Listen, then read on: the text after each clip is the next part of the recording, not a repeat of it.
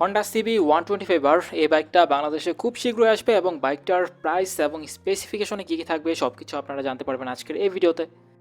আর সবচেয়ে বড় বিষয় হচ্ছে বাইকটা লঞ্চ করা হবে অবশেষে। এই বাইকটা নিয়ে অনেকেরই কৌতূহল ছিল বাইকটা কবে লঞ্চ করা হবে। বাইকের ইঞ্জিন ইউজ করা হয়েছে সিঙ্গেল সিলিন্ডার 4 স্ট্রোক ইঞ্জিন, আর এই বাইকের ইঞ্জিন ডিসপ্লেসমেন্ট হচ্ছে 124.9 সিসি। বাইকের পাওয়ার ডেলিভারি ক্ষমতা একটা কমিউটর 150 সিসি বাইকের মতো সিমিলার। এটা 14.48 বিএইচপি এবং টর্ক ডেলিভারি ক্ষমতা 11.6 নিউটন মিটার। বাইকটাতে ফিউল সাপ্লাই সিস্টেমে ইএফআই ইউজ করা হতে পারে, তবে এটা শিওরভাবে বলা যাচ্ছে না। যেহেতু এটা 125 সিসি একটা বাইক, সেক্ষেত্রে আপনি বাইক থেকে মাইলেজ পাবেন 40 কিলোমিটার। আর এই বাইকের মাইলেজ আরও বেশি হওয়া প্রয়োজন ছিল, কিন্তু বাইকের টায়ার সাইজ অনেকটাই মোটা, এই জন্য বাইকের মাইলেজটা একটু কম। তবে এটাও বাইক অনুযায়ী ঠিকই আছে। আর বাইকের টপ স্পিড পাওয়া যাবে 120 কিলোমিটার, এটাও ভালো, খারাপ না। প্রিমিয়াম অন্য সব বাইকের মতোই এই বাইকের সাসপেনশনে আপনি পেয়ে যাবেন ইউএসটি ফর্ক।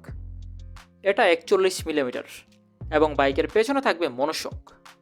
দুই চাকাতে ডিস্ক ব্রেকিং সিস্টেম এবং সাথে থাকবে ডুয়াল চ্যানেল এবিএস। বাইকের ব্রেকিং বাইট নিয়ে ইউজারদের কোনো প্রকার কমপ্লেইন থাকবে না। আর বাইকের ব্রেকিং বাইট নিয়ে কমপ্লেইন না থাকার আরও একটা কারণ হচ্ছে বাইকের ফ্যাট টায়ার।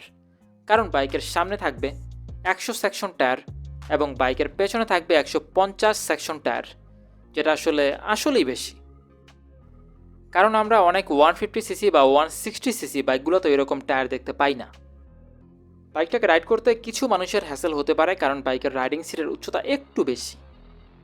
এটা 816 মিলিমিটার, এজন্য বাইকটাকে রাইড করতে হলে আপনার উচ্চতা হতে হবে মিনিমাম 5 ফুট 5। এর নিচে যদি আপনার উচ্চতা হয়, এটা রাইড করে আপনার জন্য হ্যাসেল তো হবেই। আর ফিউল ট্যাঙ্কের ক্যাপাসিটি হচ্ছে 10 লিটার।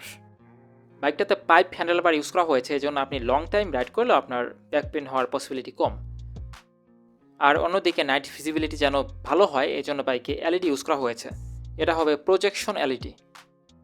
আর বাইকটা যখন বাংলাদেশের বাইক মার্কেটে লঞ্চ করা হবে, তখন এরকম একটা গুঞ্জন শোনা যাচ্ছে যে বাইকের প্রাইস 2 লাখ টাকার কাছাকাছি হবে, মানে 2 লাখ টাকা থেকেও কম।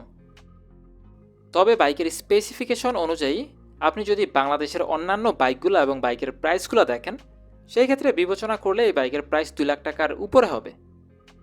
2,20,000 বা 30,000 টাকার মতো হতে পারে।